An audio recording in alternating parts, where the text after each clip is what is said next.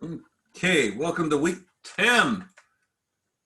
So what we're going to do tonight, we have the usual Q&A, which no one's had much questions later. I'll do a quick comment on the last assignment. Have a fantastic PowerPoints. Then we'll do a quick comment on discussions, the last three deliverables basically you have in this class, which are discussion, the quiz this Friday, and the final next week. 3 meetings. Then we'll talk about breakouts, if any. So before I go forward, any questions for me on stuff other than what I just said up here, because I'll be going over it? Any general questions on anything before I head into what I listed on the agenda? I'll make a dramatic pause before proceeding forward. Okay, hearing none. First, the one thing I'm going to talk about is on assignment Epsilon. It's not necessarily the most thing, but it's the one that gave people trouble.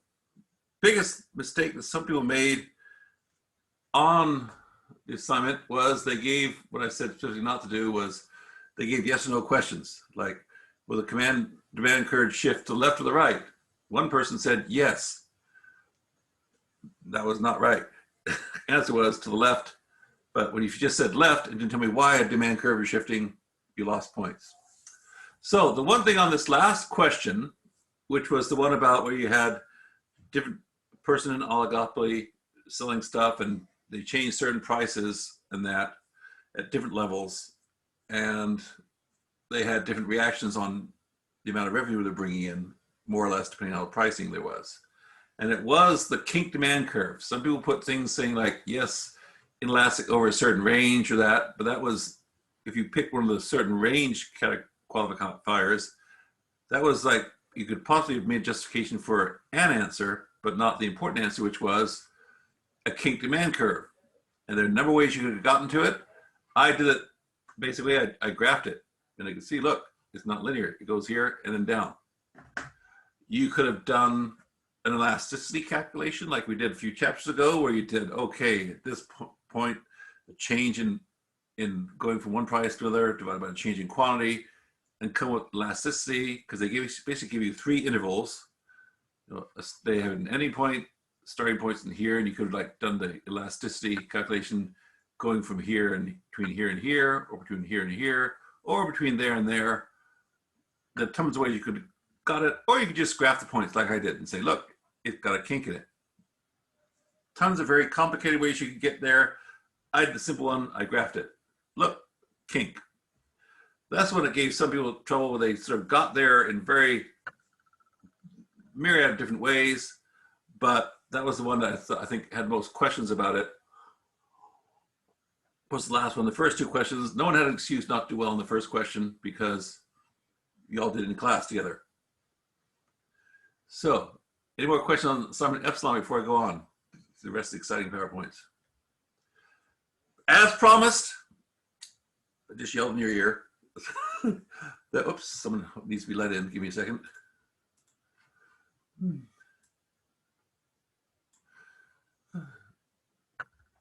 So the answer that seemed least related to the topic was correct fun. I'm not sure I understand what you're asking me.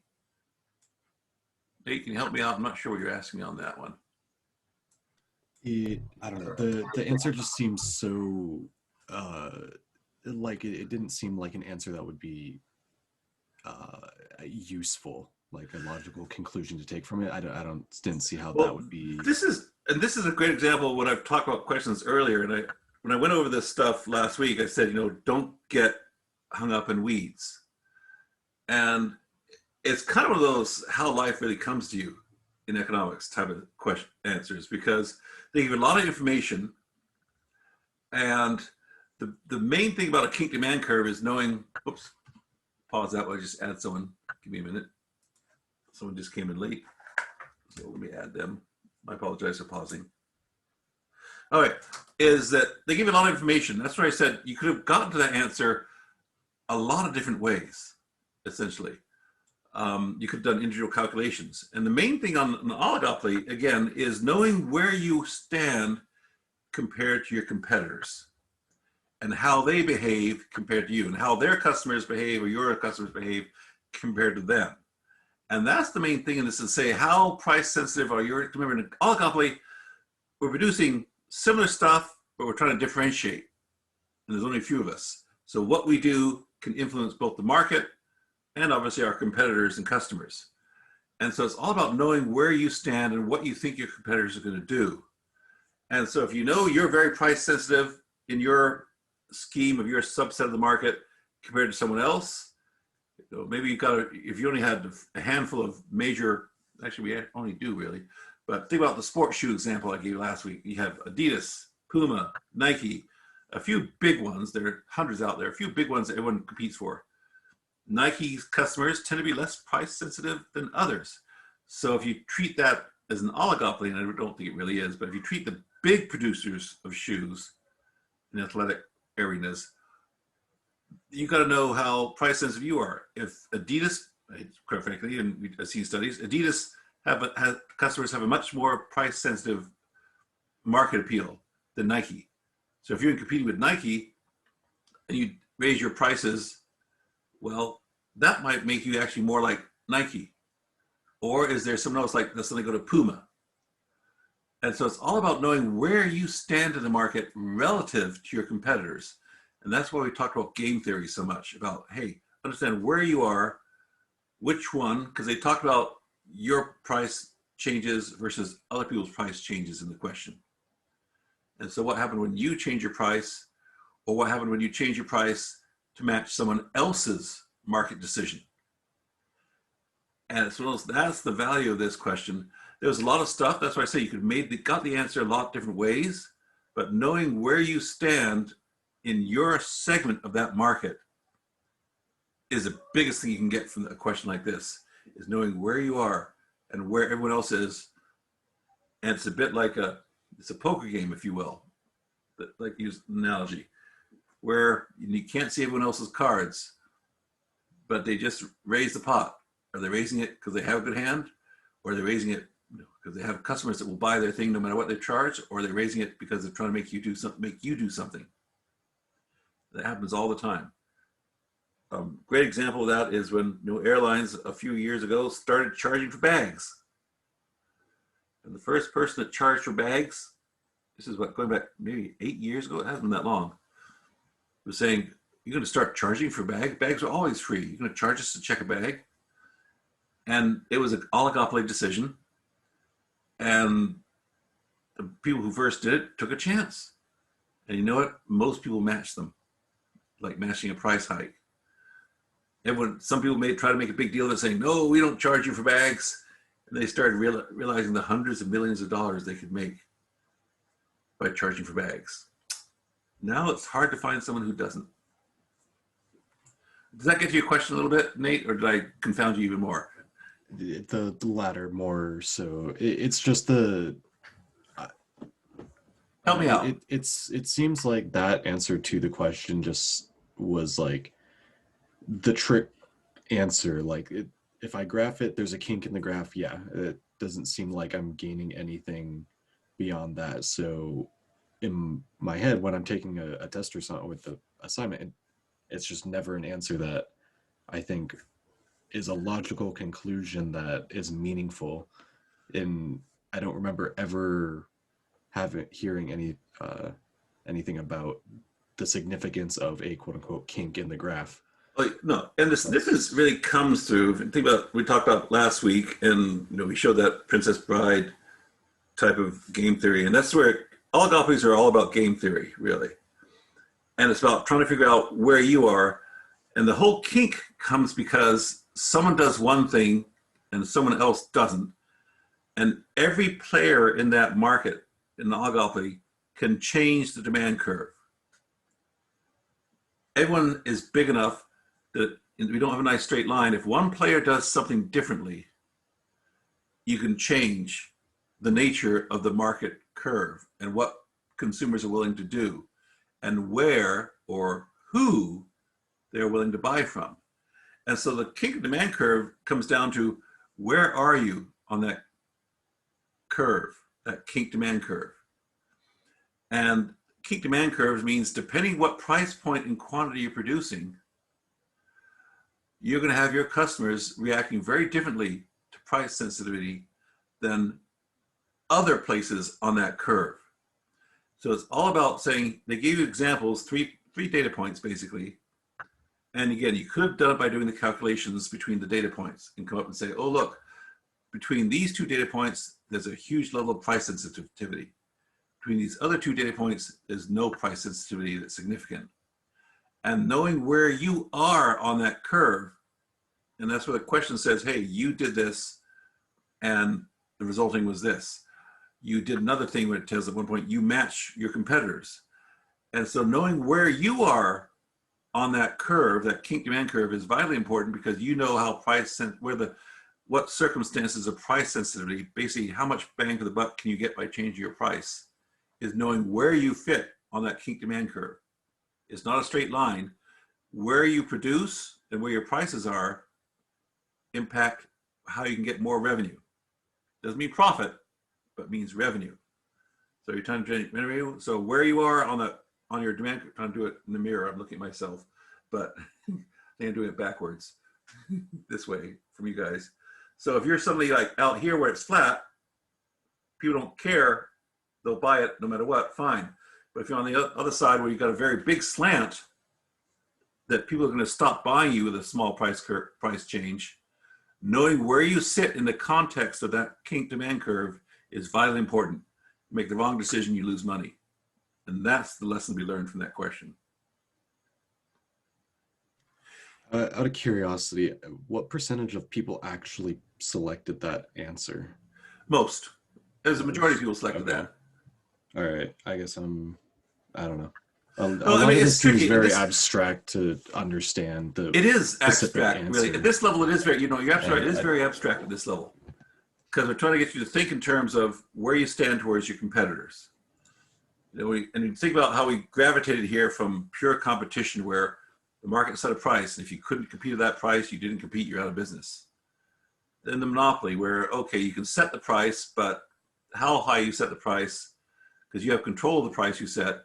But depending on how high you set that, your profit goes up or down, because you will sell so many at so many costs. So you have to find the optimum price level for you to select, because the market's not selecting it, you are. You are the market. Here you're saying, okay, I'm competing for other people's business. How price sensitive are Nike customers versus Puma customers or Adidas customers or whoever you're dealing with in your oligopoly? And knowing that is important, so you can say, okay, here's, if I need to generate more revenue, can I raise my price and expect to have something happen? And that's why you look at historically, and they gave you those data points where they said, hey, you did this once before and nothing happened. So you got to know where you are in the context of the other players in the game, try and figure out where you can make adjustments in your price or volume, or just get out of the business. And that's the important. It does seem very abstract, and quite frankly, yeah, there's a good argument to say how abstract it is. But it's getting you to try and look at those things as, what are my customers doing? Why are they doing it? And what are my competitors doing? And how much of their customers are my customers, or could be my customers? And that's the important part in that, figure out where you are and how you can exploit that. Oligopolies are about exploiting the other person's weaknesses. It's a fun way of doing business, and I use that term in quotes. That's why they hire people who are good at IT and algorithms. Try and guess what your customer is going to be doing, and you look at historical data to see what's happened historically. Like the question gives you some historical things that happened, and that's the important part of it. Anything else before I give my final exam spiel once more? All right, let's say last week and the week before, I had this up there to remind you that next week is finals. This is our last class. And although we had normally in the official normal class, we'd have 12 to 2 on Thursday, you can take your final exam anytime from 12:01 on Sunday up through 5:50 p.m. on Thursday. Don't be caught out. Don't forget about it. Because some people just, finals week can get crazy. Don't forget to take it. Because sometimes when you say you can take it early, people are like, oh yeah, I'll get to it. I'll get to it. And then they forget they don't have till Sunday. You don't have till Sunday next week. You only have till Thursday at 5:50. Now then, international trade and exchange rates. This is a chapter that sometimes can seem out of place. Now, because if you take a macroeconomics course, you'll deal with this, a similar chapter. And the unfortunate thing for economists is that every now and then the real world catches up with us and says, look, this is happening. You better change how you do things. And traditional economics, when you divide into micro and macro, which are academic dividing points, there is no great tablets on a wall somewhere that said, hey, here's a separation. But what's happened in this chapter, and there's a reason, well, I should say chapter 13. Oh, who put chapter 10 in there? It's been like that 2 terms in a row. No one caught it last year. I used to offer extra credit for finding mistakes in my PowerPoints, but then I get people arguing about who found it first. Okay, so, but in the real world we have today, things that used to just happen between countries and large corporations are happening with individuals. It's any one of us can start outsourcing things to China. It's not that hard. There are tons and tons of places from UPS down to private people that will help you outsource your services to China. And so in that context, a few years ago, we started including this type of discussion in microeconomics because in micro, we generally talk about dealing with individuals and small markets and how companies react. Well, I hate to say it, but now any one of us could be an international corporation. Doesn't take that much. You can file, for a corporation in Ireland. Only costs about $1,000. Get an Irish lawyer, and there are people online that will let you do all this. So we include these types of international trade and exchange rates, which are traditionally macroeconomic terms. So we touch base on it now in micro. You go into much more detail in macro class because the reality is any one of us can be doing this. The elements here are important. So overview, international trade. This is the theoretical part. I'm going to start going back to our production possibility curves again that we talked about in the first 2 chapters, but allows countries to obtain resources that would not be possible if they only had what they had. Different countries have advantages between others just because they have dynamics that make them natural resources compared to others. Some people have arid farmlands, some people have tropical rainforests, some people are good with cows, some people have mineral advantages, they're digging out of the earth. Different countries around this planet have different resources that make them better at producing certain things than others. Africa, no one's ever beat them for diamond production. There's stories of when they first founded South Africa in the 1800s, where the English people and Germans that came over there to suppress everybody were picking diamonds off the surface of the ground. They said, literally, and they said, hey, what if we dug? And now it's one of the biggest diamond mining operations on the planet. It has been for almost 200 years.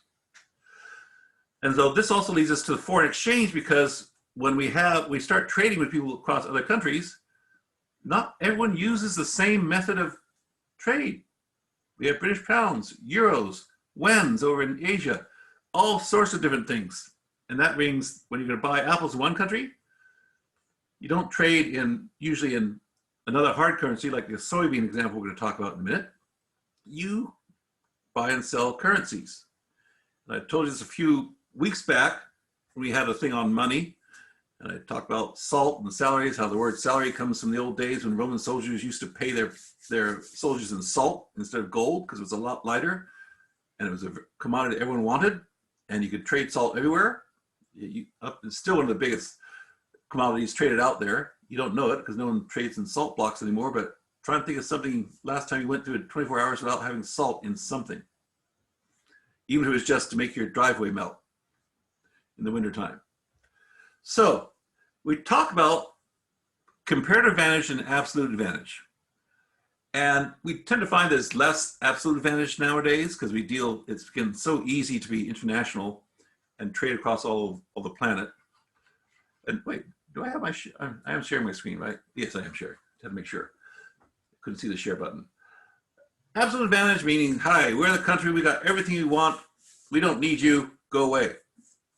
And I'd say in the 18th, 19th century, um, America was pretty much like that. We had lumber, raw materials, gold. We could had fields and fields of grain, and we sort of said, "Hey, we got it. You don't need it." We had steel. We had oil. Before we even knew we needed oil, we had oil. So, but nowadays, different countries are good at different things. 2,000 years ago, Egypt was the breadbasket of the world. World meaning what we now call Europe, Mediterranean. The reason that Julius Caesar and later Mark Antony tried to take over Egypt was because they fed the legions and people across Europe. Long before they knew they were pumping oil out of the ground, people in that region were making billions of bushels of grain that fed the Roman people. So they had an advantage because in Italy, where Rome was, they made olive oil, some good wine, some minor grain production in flat fields, but it wasn't the same kind of country. Egypt had a natural grain advantage 2,000 years ago. In their current, the Nile Delta flooded, bringing wonderful stuff and fertilizer. That gave them a comparative advantage to Italy, which is why Rome went there to take it. So this is where you have it. One country does something better than another country, more efficiently, more of it, for whatever reason. Right now, Canada has a comparative advantage on lumber because they don't have all the lumber restrictions on logging we have in North America. So they get lumber a lot cheaper. They have fields and fields that go off into the Ozarks when it starts to get frozen and no one can climb that high, but they can harvest a lot more lumber than we can. Same in South America, where again, there's a lot of politics in this, where they're decimating the rainforests because they can make lumber and also feed lots of cows in that land. So they're turning their comparative advantage to making lots of cows at expensive lumber. So what do we do compared to our competing country that makes you want to buy stuff from them instead of make it ourselves? And that's what we're dealing with. So this is straight out of the book. We talk about two things, soybeans and avocados. We do soybeans really well in the United States. We do, seriously. Mexico, we only have a few areas in this country, in North America, that does avocados really well. But folks, we had the avocado tree in our backyard down in California growing up. But avocados don't grow well in Oregon or Washington or Montana. They don't grow well in North Dakota, but they grow really well in Mexico. And this is where we go back to the concept we had. Remember that production possibility frontier where we say, of all the resources, and this is very similar to like the M&Ms versus peanut examples we had before. Instead of M&Ms and peanuts, we have avocados, or M&M peanut and peanut M&Ms, we have avocados and soybeans. Mexico, using their resources, they can produce no avocados and 15, make this metric tons, whatever increment you want, but say 15 tons of soybeans. Whereas in the United States, we can make 30 tons of soybeans, but if we do 30 tons of soybeans, we don't have any resources to do avocados. And you start noticing that, hey, go all the way to E, where in order to produce 90 avocados, but we can't produce any soybeans if we produce 90. And similar over here, where avocados come in 60, then you say, how much does your country want of each of these? Well, let's say that, okay, we like avocados, but only during Super Bowl season, so we don't need too many. So maybe we just need, a few avocados every year. We don't need to produce 30, but maybe you'll need 10. Well, on the other hand, Mexico, they need soybeans. They're trying to get on a heart-healthy diet. So, okay, they can buy some of our soybeans. So we can produce more soybeans than we need and sell them to Mexico in exchange for their avocados because they're better at it. So rather than waste their resources producing lots of soybeans, because they're clearly not as efficient at it as we do, because you can see their maximum production stops at 15. So we maybe produce more soybeans than we need and sell the excess to Mexico in exchange for avocados, because they can produce them much more efficiently than we can. And that's where a comparative advantage between two countries comes in. Oh, okay, maybe we produce some of each, more than what our consumers want, because we're going to trade them because we do have people that want avocados. And this is where we come to this straight out of the book one on chapter or 13, wherever you were about, page 298, if you're following along. So comparative advantage. Mexico, in order to give up, it must give 4 tons of avocados to get 1 ton of soybeans. Think about those production possibilities. We're trading off M&Ms versus peanut. Okay, well, but in order to get, they only have to give up 1/4 ton of soybeans to get a ton of avocados. So this is the efficiency ratio that each one can do on their respective advantage on products. So I can produce more of one and trade it for the other. You know, we have to give up 3 tons of avocados, just get 1 ton of soybean. All that's coming from these ratios here. In order to get some avocados, we have to go from, soybeans have to go from 30 to 20. We have to give up 1/3 of that 30, 3 to 1, in order to get avocados. And that's where these ratios are coming from. They're dividing, these are all in 10s, these in 1s, but that's where they get it. To get 1 ton of soybeans, we have to get 3 tons of avocados. So and this is where that's this one right here. In order to get soybeans, we have to give up avocados. So soybeans are more advantage for us compared to avocados in Mexico. And this is why we have commodity trading. You'll hear that term on the news a lot. On these things are bought and sold all over. So we now have the basis for a way to trade. Hey, we'll trade because of what it costs us to produce one. Based on these ratios, 3 tons of avocados equal 1 ton of soybeans. So we now have a way to trade. You give me, I have to me in the United States, 1 ton of soybeans is equivalent to 3 tons of avocados.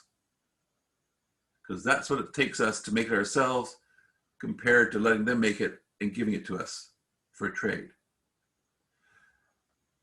Similarly, on Mexico, 4 avocados is equivalent to 1 soybean, or 4 tons of avocados is 1 soybean. Again, that comes down to all the things you have to give up. Again, this is exactly like peanut versus plain. Okay, if I want to get 20 avocados, I have to reduce my soybean from 15 to 10 from Mexico. Okay, so that gives me a 4 to 1 ratio. In order to get these 20 avocados, I had to give up 5. 20 divided by 5 is 4. So then we go down here, and we have a 4 avocado equal to 1 soybean ratio. That's where it's coming from. That's the basis of international trade and comparative advantage. But we don't usually go over with cratefuls of avocados and saying, hey, give me cratefuls of soybeans. We have this intermediary thing called money. Used to be salt. Salt still is used in parts of Asia. So we have something that stands for these. And we come up and we say, hey, $1 is equivalent to maybe 1 ton of soybeans. So what this does allow us overall to do is increase the amount of stuff we make altogether by each one of us focusing on making what we make best, what we make most efficiently. Remember that efficiency that economists worship, efficiency and specialization. Well, by everyone concentrating what they do best, we end up making more of everything. Mexico does their specialization. We do our specialization. Heck, if we just did one in Mexico, 15 soybeans, nothing, they'd have half the soybeans out there. On the other hand, if we make them all ourselves, we can make twice as many soybeans. And that means there's more for everybody, because as long as you do specialization. Now this brings us to a side part, which is what politics gets involved. How many people, give me a thumbs up on things, have you ever heard of someone talking like buy American? Buy in USA? I think we've all heard it, especially during election season. You know, to a pure economist, that's like nails on a chalkboard.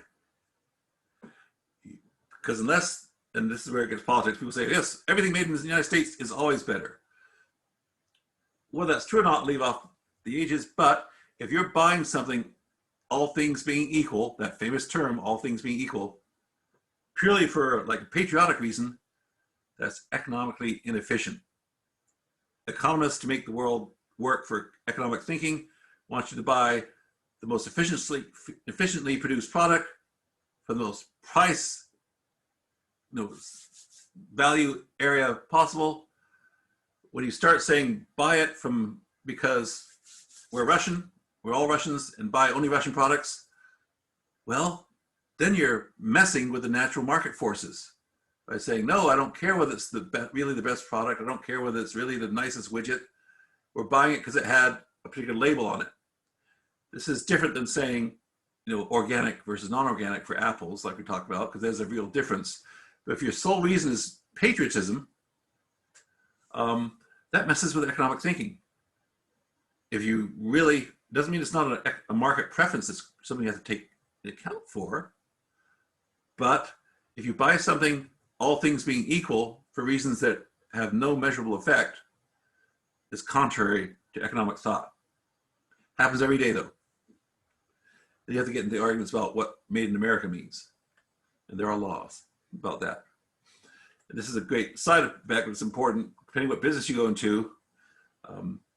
When Made in America became very popular in the 80s, Congress had to pass laws to say, what does it mean to be made in America? Because people like Honda and Toyota, and I'm dating myself if I say Datsun, started putting plants in the United States to assemble cars. And there was a place out in Michigan was assembling Hondas. All the parts were made over in Japan and Asia. They would ship the chassis, completed engines and that, and have it put together so it rolled off the assembly line, a completed Honda. Well, then they say, what does it mean to be made in America? And so you have strict rules and laws that say how much of it has to be made, just assembled, but made, what components, how much they were made. But there are actually complex laws that saying how it has to be so you can say it was made in America. If parts are made elsewhere but assembled in America, is that made in America? And there have been lawsuits and legislative committees, and it gets really complicated very fast, depending what industry you're in. Something to be aware of. So now, as I said a minute ago, now we know we have this equivalent where we have so many soybeans equals so many avocados. We need a way to conveniently go back and forth, because it's really not, we can't always have 15 tons of avocados in our knapsack. How do we trade with this? And something that we all want at the same time.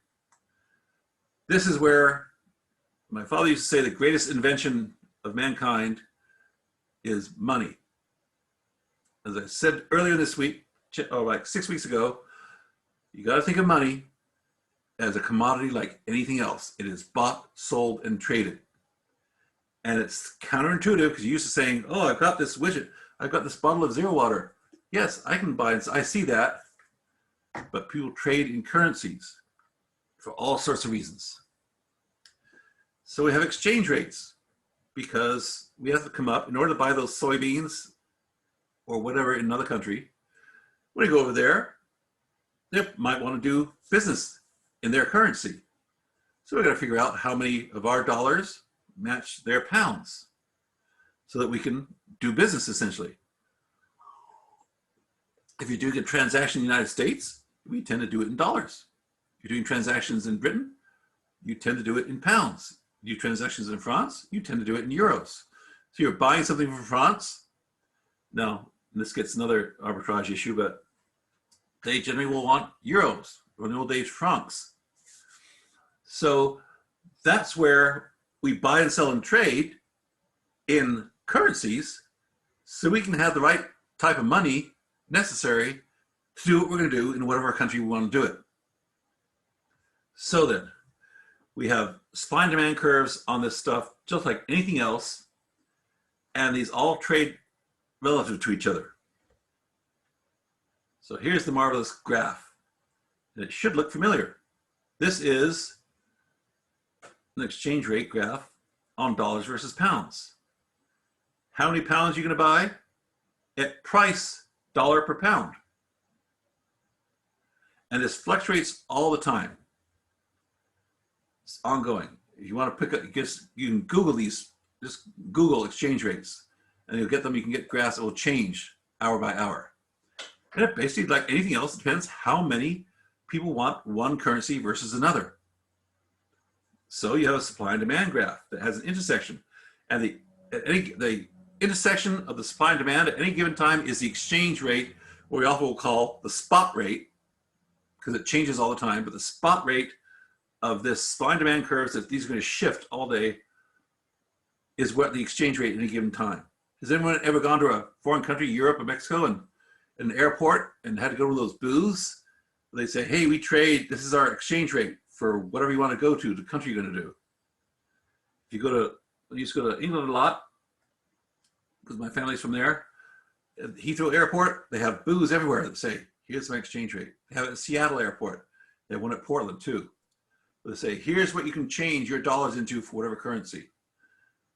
When I went to Scotland a few years ago, I went to B of A and said, okay, here's what we're going to sell it for you. Here's what goes for today. And is it going to be better to buy them today or in 6 months? Because these up and down arrows here, dollar depreciates or appreciates, meaning you can, over time, you can get more dollars or more pounds for every dollar or less pounds for every dollar, depending on who wants more of one or another. And so this is fluctuating all the time. What causes it? Change in taste. Euros have not been demand last year or so. Can anyone give me a guess as to why euros have been not in much demand rate lately?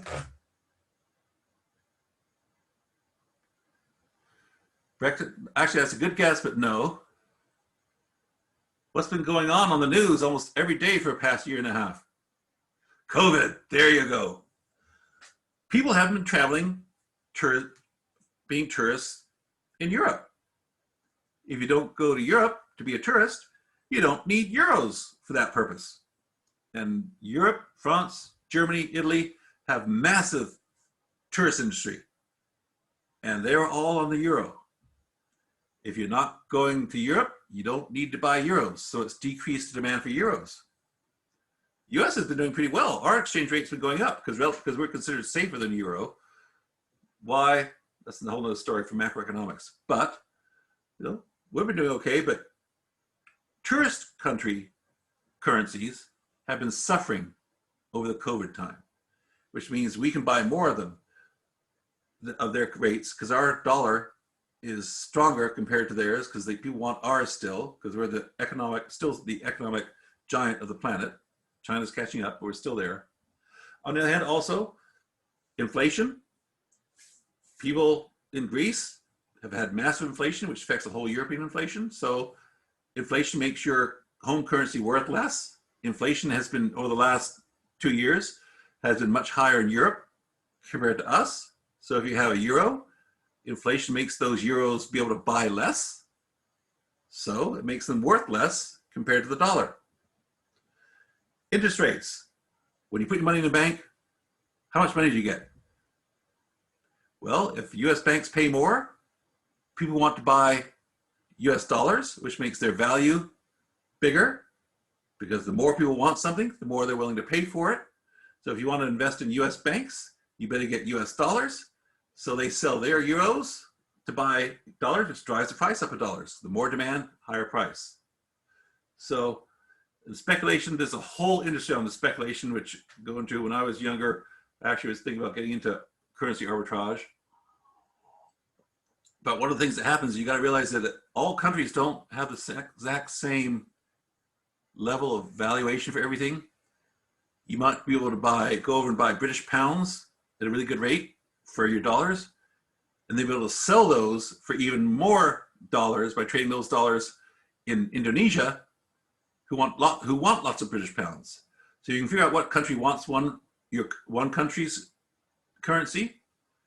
If you know that in Asia, they want British pounds really badly, okay, so you can buy British pounds with American dollars, then sell those British pounds in Asia, and then go from Asia and sell those back into dollars and make more money because you've made everyone values them differently. So the value isn't the same across every country. And that's another thing that they hire programmers all the time to monitor these things and come up with algorithms just like selling stocks. So how does it work? Appreciation, when the exchange rate changes such that one currency is able to buy more units of another's. Depreciation, the opposite. So, in this example, October 1st, 2010, $1.38 could buy you €1. Okay, which meant $1 is equal to 72 cents for a euro. That's basically just 1 over 1.38. So when you see these rates, you got to make sure which direction you're looking. Are you saying how many euros can I buy with a dollar, or how many dollars I can buy with a euro? So make sure you got that perspective, which direction you're looking. Well, 10 years later, the euro had dropped, or the euro had gotten better. You could only, with $1.17, you could buy a euro, meaning it took fewer dollars to buy that euro, so the dollar appreciated in value. At $1.38, you could buy €1 10 years before. But now it only took $1.17, so the dollar appreciated, was more valuable compared to the euro, because it took fewer dollars to buy that euro. Similarly, on the converse side, on this example is, well, if you're a person in Europe, 10 years before, okay, it took only 72 cents to buy a dollar. 10 years later, it now takes 86 cents to buy a dollar.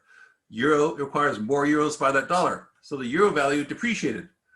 One currency's appreciation is another currency's depreciation, and vice versa. So, who's with me on that part? Only 2 people are. Okay. But this is the concept, because I'm going to play with this going forward. Okay, getting enough thumbs up, I'm going to go forward. When a country's currency appreciates it, it can buy more goods and services in the other country. Because in Europe, they're still selling, 3 avocados for €1.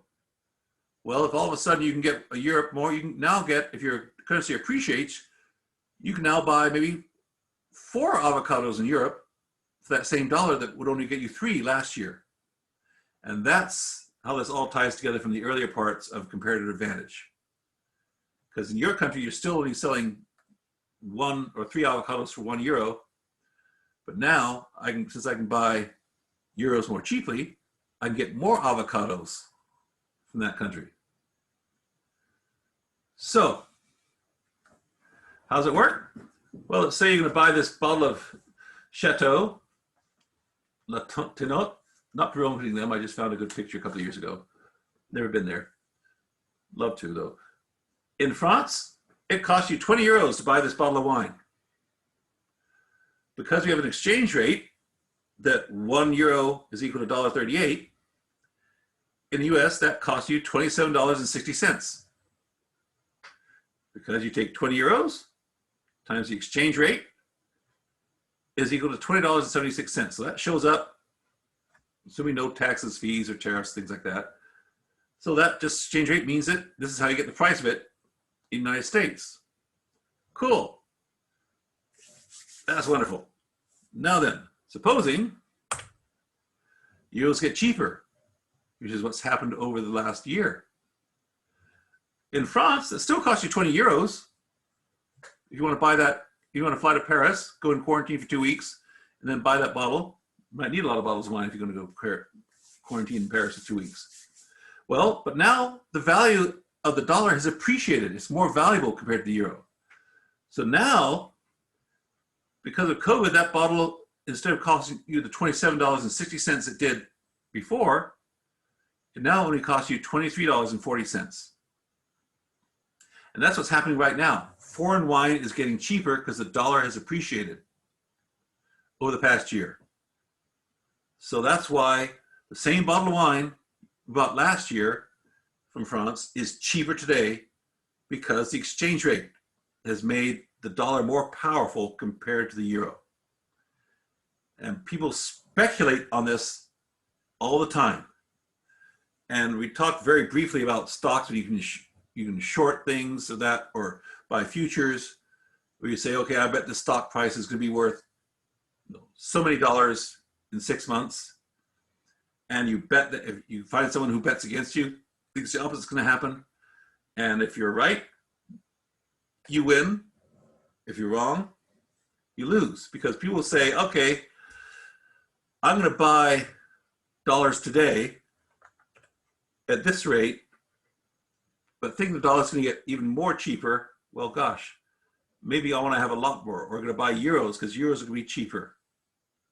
Are you guessing what you're going to be able to do in the future? And this is where currency arbitrage comes in, where you're speculating on how much it's going to be worth, because if you can get euros cheaply, you can buy a lot more wine a year from now. If you predicted what was going to happen January of last year, you could buy a lot more wine with the same dollars today because their price dropped so much compared to what it is. The price in Paris never changed. $20 before, $20 after, or 20 euros. But the exchange rates changed, which made the wine cheaper in the United States. That's how it goes on all the time on everything. Now then, say you're not going to go into the wine wholesale business, but why else should you care? Well, you guys all decided to go into being entrepreneurs in cybersecurity. And you live in Washington County, Oregon, and you decide to hire someone to work for you in France, where they all have terrible cybersecurity. You need a person on the ground there who can program CBase in French. And so you agree to pay them 50,000 or euros a year. You sign a contract. They're going to get 50,000 euros from you. Cool. Well, the exchange rate today, and they're not going to start till January 1st because you're still a startup. Exchange rate today says that €1 is $1.17, same one we'll be dealing with. Well, that means starting their salary in current US dollars is $58,500. But you know what? Euros became more expensive because everyone's getting vaccinated. They're shooting over to Europe. Travel restrictions have been reduced. And people want euros because they've been dying to go to Paris for 2 years and finally can go to Paris, Rome, London, everywhere. So they want more euros. So they start buying more euros compared to dollars. And so the new exchange rate is 138. Well, that means the salary now that you contracted for, because you signed a contract to pay them in euros, that's now going to cost you $69,000, that salary. When you signed it, the exchange rate was $1.17. Cool. 58,500, but now just because the exchange rate, that's going to cost you, because you have to buy euros to pay that person. But now you're going to have to buy $69,000 worth of euros instead of 58,500. And companies deal with this all the time. And true story, when I was working, pretending I was in my office and pointing to Mentor Graphics, which is over there. I was in my office at, in Wilsonville. But I knew a very good person, brilliant lady who we still keep in touch with on Facebook. Lost her job because she didn't take this into account. And at year end, when they were trying to settle up all their expenses, it was a $12 million currency fluctuation mistake. And she didn't survive the week because all of a sudden the company had to come up with an extra $12 million for this very reason, that they hadn't counted on the fact that they signed all these contracts all over the world, in Korea, China, Ireland, Paris. I dealt with the entire planet when I was there. And they didn't take into the currency exchange rate properly. And all of a sudden, the direction, I mean, if it had gone the opposite way, and we started at 69 and at 58, cool. Okay, the IRS may say you're hiding money, but you don't have to come up with more money. But it went the wrong way. They said they had to come up with millions of dollars they hadn't planned on to at the last minute. and someone lost their job over it, just down the street from our Wilsonville campus. This is why you have to care, because if you're just working out of your basement, as I said before, it might not be between you and France, it might be between you and China, or Asia, Japan, wherever.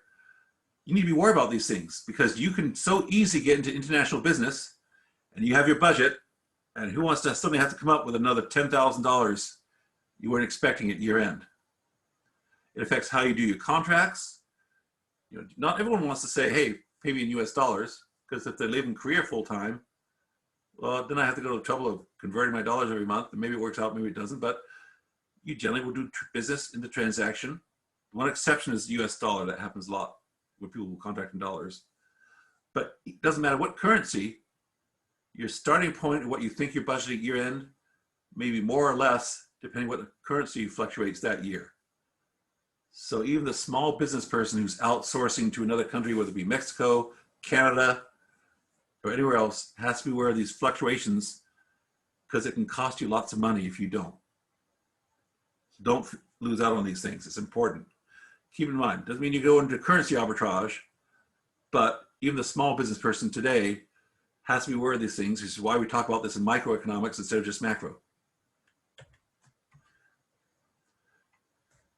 Any question on that?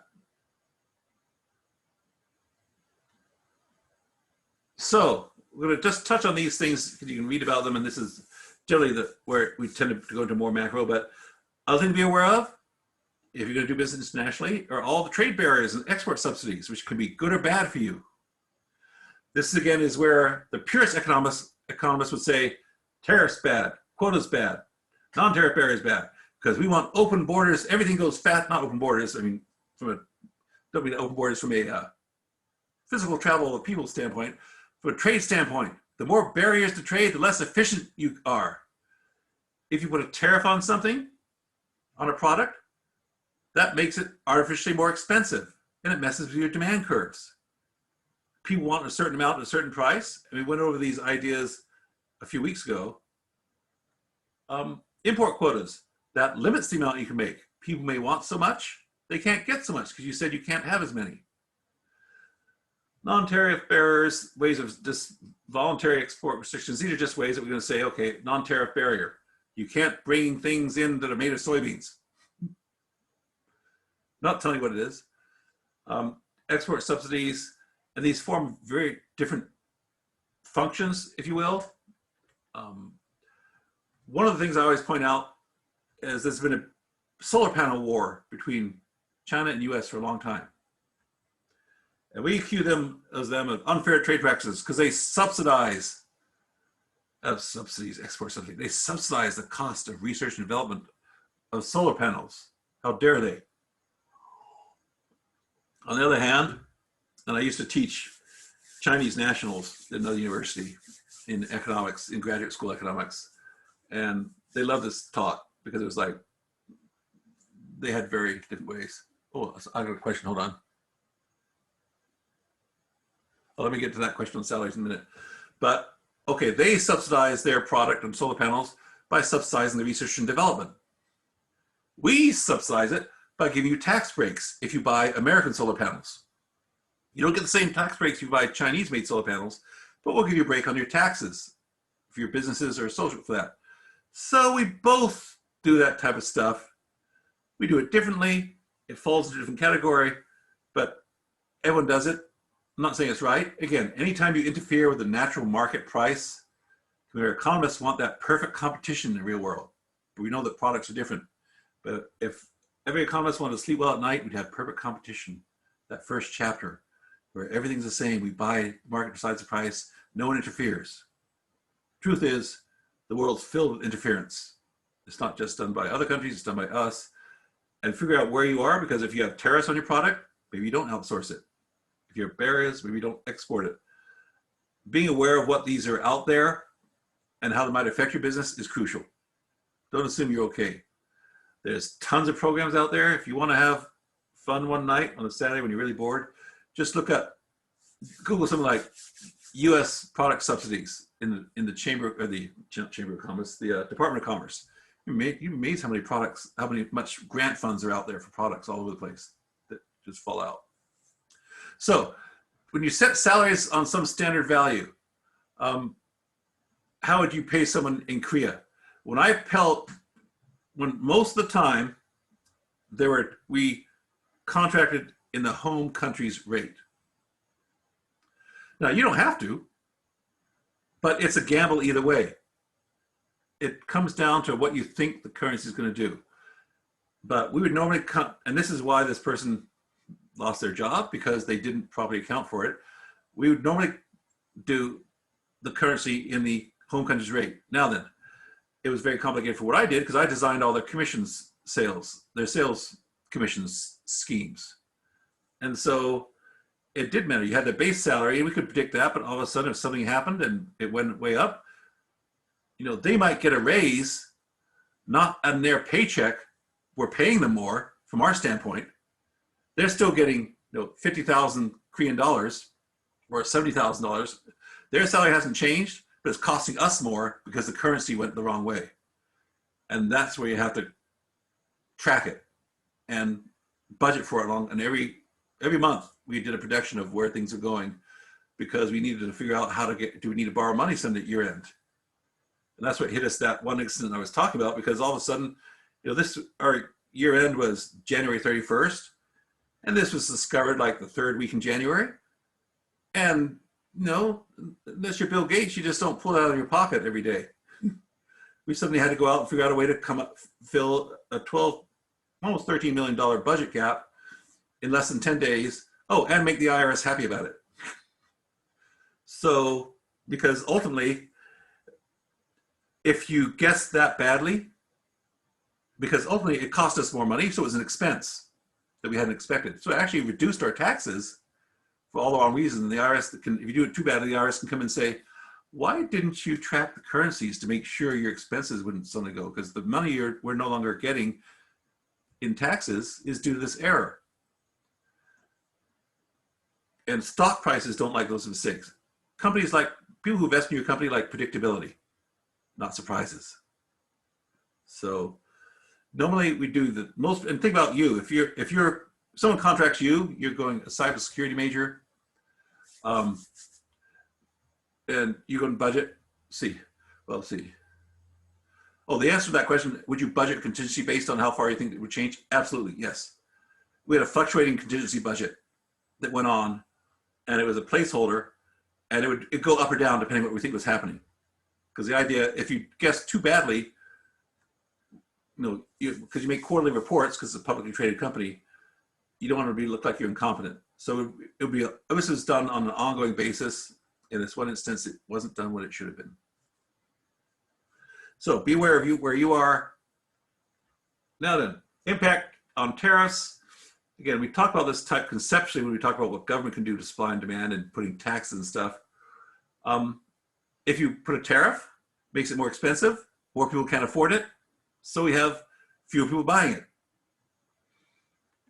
It can help you increase domestic production, but again, if you put a tariff on it to make an import more expensive, you're subsidizing inefficiency from an economic perspective, because let's say America can't produce it, they don't have a comparative advantage. So we tariff the people with a comparative advantage.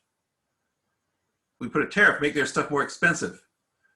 Well, you're sort of encouraging people to be less efficient than the other country, because they don't have to be as efficient, because we've got now a barrier that, okay, now we're getting extra money that we're not entitled to because we're less efficient. Tariff revenue, it's not huge. Prior to the income taxes in 1913, tariff revenue was the #1 revenue source for the United States of America in the early 20th century. We didn't have, other than the Civil War, we didn't have an income tax. Nowadays, income tax does everything. Different trade agreements, to be aware of these because they can impact you. There are regional trade barriers. Again, I'm not going to hit this too hard because it's a macroeconomic concept. Chapter does mention it, but again, when you're in business, find out where your business falls in these things and who you're dealing with. General Agreement, the GATT Treaty, World Trade Organization, European Union that has the euro. Its intention is to make it dealing with one country like dealing with any other country. people don't view, but unfortunately people don't view Greece and Spain the same. Greece is a mess right now economically, has been for years. Trans-Pacific Partnership, they went through, but there are all sorts of regional people that are trying to make it look like, hey, we're a bunch of countries that do similar business. We're going to give trade-free agreements amongst ourselves and also treat everyone else in the world who's not us badly. So we have a Canadian, US, and Mexico treaty, replaced NAFTA. And so we agree to trade certain things freely between us without tariffs. Other things we have agreed upon tariffs, trade, free trade. But if you're not us, then you don't get the same rates as we give each other. This is why it became so cheap to make cars in Mexico years ago with NAFTA. And that was one of the arguments about why we wanted to renegotiate it. Because again, people would say, okay, we'll build all the parts of our car in Mexico, ship it across the US border and assemble it. Still made in the USA. Again, Congress gets involved and says, okay, what's it really mean to be made in America? All righty. This is our moment. This is your moment of Zen before I talk about the last things in the class. That's all I have on the lecture part for tonight. Usually I get some applause or something when, it says, woohoo, not for my lecture, but just back there, have to be over it. They have to be over it, not for me. All right. Having said that, we still have a few deliverables I want you to forget this week. First, your discussion. And this is discussion posting. This is the week again when you're going to come up with your own article. Now then, things that you can get dinged on that got dinged on last time. Make sure the article you post can be brought up. 2 people last time put articles that I couldn't find. And when I clicked on the link, it went nowhere, or was a secured link somewhere. Since this is the last week of school, there's not going to be time for me to come back to you like Monday morning and say, hey, I can't find this article, where is it? So make sure you're not just me, but your fellow students can find the article you want them to read. Because if it can't be found, you didn't cover the topic. Everyone else needs to be able to pull it up. So, and it could be any economic issue. It's just like last time. It doesn't have to be from this last chapter on currency, whatever it is. Any topic we've talked about in the whole term. If you want to do something of the last 2 chapters, great. Doesn't have to be. Any topic we discussed all year long. Or all, seems like a year, all term long. Any questions on that before I go to next? Okay. Yeah, you still have a quiz during this Sunday. Same as always, because the last 2 chapters, 9 and 13, same as always, 60 minutes, one started, can't be paused, due by 11:59. Don't get this confused with the next one, which is due Sunday, as always, the quiz final next week, which is, so basically you have 2 quizzes. The final quiz is the one I talked about at the very beginning, due Thursday by 5:50. You have 2 hours to do it, covers the entire class. And the hint is, many of the questions will seem very familiar. Hint, hint, hint. Fortunately, the quizzes disappear from your viewing at like Monday morning at 12:01. So you can't have the old quizzes up while you're taking the final. But they will be very similar. So if you understood the old quizzes, or if there's something you didn't understand on the old quiz, you know where to spend your time. But they will look very familiar. I can't remember exactly how many questions. Hold on, if someone gives you a moment, I might be able to pull up the number of questions, but you have 2 hours to do it. It'll be like last time, you have plenty of time. Let me see if I can quickly find out without showing everyone the answers to the quiz. I gotta leave student view. Bear with me, let's get, I have too many things open. Quizzes. It shouldn't matter. No one's ever going to tell me why it matters and how many questions, but let's see. Oh, there's 30 questions. It says here 30 questions. That doesn't seem right. I guess it is. 30 questions. You have 2 hours to do 30 questions. And say, it will, as I said before, you can take it at 12:01 a.m. Monday morning if you want. Sort of whatever you need. So the last thing I'm going to say is, let's see, no breakout groups. Let's see. Hold on, hold on. I have to close something down so I don't. The quizzes are going to be locked down as of, I don't know if you can retake them anyway, but they'll be locked down at the same time the final starts. So if you want to review a quiz, do it over the weekend. Also, if you can do the extra credit, surprisingly, only half of you taking advantage of doing the course evals, but they stop tomorrow. If you don't take the course eval and send it to me, my goal is Monday morning when everyone has their Epsilon quiz and the what you call it, the discussion thing done, is to have everyone's, including the extra credit, added in Monday, so before you get into the week, you know exactly where you stand before the final. So tomorrow's the last day you can take the quiz, or take the course evals, send it to me right away. If you forget and send it to me too late, or several days from now, I'll say, sorry, it's already been done. So don't forget to send it to me. If you're not sure you sent it to me, send it to me again. You can't remember, but check your sent box. But there's still about half of you who haven't taken advantage of it. Do it. It's worth 30 points. That's like 2 discussions or an assignment or a quiz. So don't skip it unless you're so confident that you think, hey, I don't need anything. What am I going to send it to you? When I say send it to me, you send a screenshot. So send me a just send me a screenshot. The final, when you take the eval, the final screen is like someone says, thank you for taking the evaluation for course XYZ. Send me a screenshot of that. Show me you took it. Just attach it in an email and send it to me. And yes, the person sent me that question privately. I got it. Someone just asked me if they got it. Yes, I did. That's when I was counted up, and I found out only 8 of the 15 of you have actually taken it. So you only have till tomorrow.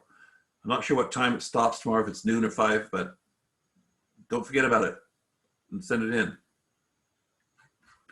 All right.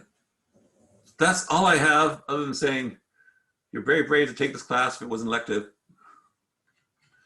And macroeconomics is even more fun.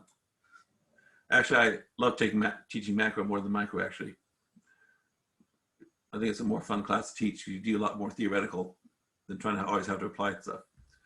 So, any more questions from anyone before I wish you all the best and